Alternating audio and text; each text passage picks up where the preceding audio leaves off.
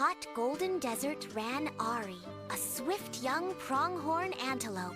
He was faster than the wind, and he knew every dune and cactus by heart. Every year, birds flew overhead during migration, but one summer, something went wrong. A great dust storm rolled across the sky, blocking the sun and confusing the birds.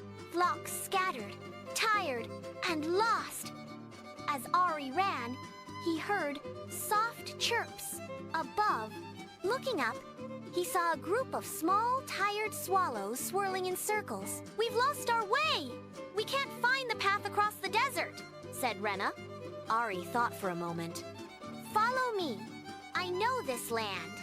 Ari dashed through cactus valleys and across dry riverbeds. They crossed the entire desert in 2 days. When they reached the cliffs, the birds swooped down. "You saved us," said Rena. "You're not just fast, you're a hero." And from then on, Ari was always there, running below like a shadow with wings.